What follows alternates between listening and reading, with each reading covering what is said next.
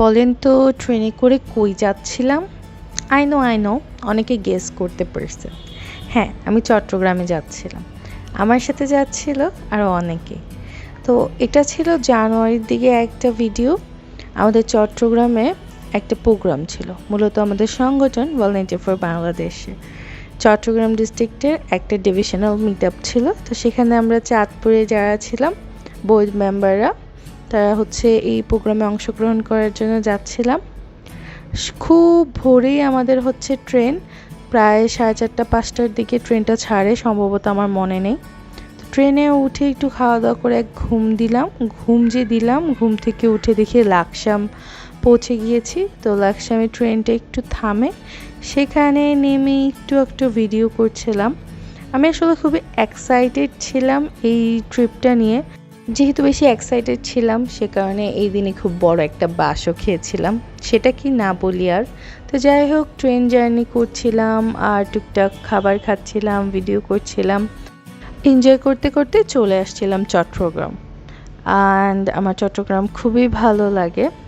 Already আমাদের programme start হয়ে গিয়েছিল, কিন্তু কি আর করার, সেই ভোর 4টায় রওনা দিয়েছি, তাও টাইম মতো যদি না পৌঁছতে পারি আমাদের কোনো দোষ ছিল না ভাই। বাট ফাইনালি আমরা হোটেলে পৌঁছে গেলাম অ্যান্ড এই তো লিফটে উঠে গেলাম। আমার সাথে ছিল হিয়া আপু, আমরা হচ্ছে অনেকেই গিয়েছিলাম, তানজিল ভাইয়া, সিয়াম, হিয়া আপু, রুবা আপু আর আমি। তারপর একটু বসে আমরা আমাদের প্রজেক্টগুলো প্ল্যান করছিলাম, যেগুলো আমাদেরকে শেয়ার করতে হবে। লেখালেখির মাঝখানেই নাস্তার টাইম শুরু হয়ে গেল। তো আমরা নাস্তা করলাম অ্যান্ড দেন হচ্ছে আমাদের যে প্রজেক্টটা ছিল, মূলত আমরা ভলান্টিয়াররা নিজ নিজ ডিস্ট্রিক্টের শিক্ষা প্রতিষ্ঠানগুলোতে অনলাইন সেফটি নিয়ে একটা অ্যাওয়ারনেস ক্যাম্পেইন করেছিলাম। তো সেখানে আমরা কি কি চ্যালেঞ্জেস ফেস করেছি সেগুলোই হচ্ছে প্রতিটা ডিস্ট্রিক্ট শেয়ার করছিল। এখানে টিকটক দেখে কেউ আবার চিল্লায়েন না, মূলত এটা জাগো ফাউন্ডেশনের প্রোগ্রাম ছিল এবং টিকটক আমাদেরকে লজিস্টিক সাপোর্ট দিয়েছিল। তারপর আমাদের একটা ব্রেক ছিল, লাঞ্চ ব্রেক।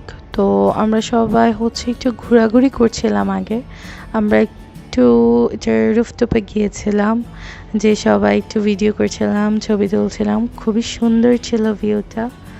অ্যান্ড এই যে আমি আর আমার শাড়িটা আমার এত পছন্দের, তো আমি এটা পরে একটু ভিডিও করে রাখতে চাচ্ছিলাম, একটু ছবি তুলে মেমোরিগুলো ক্যাপচার করে রাখতে চাচ্ছিলাম।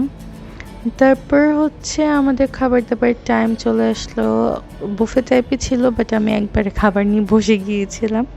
খাওয়া শেষ করার পর আমাদের মেন সেশন ডিভিশনাল মিট আপের যে মিটিং, সেটা শুরু হলো। অ্যান্ড এখানে হচ্ছে আমরা যে বোর্ড মেম্বাররা ছিলাম তাদের ইনগ্রেশনও ছিল ওই দিন, আমাদেরকে ওথ করানো হলো।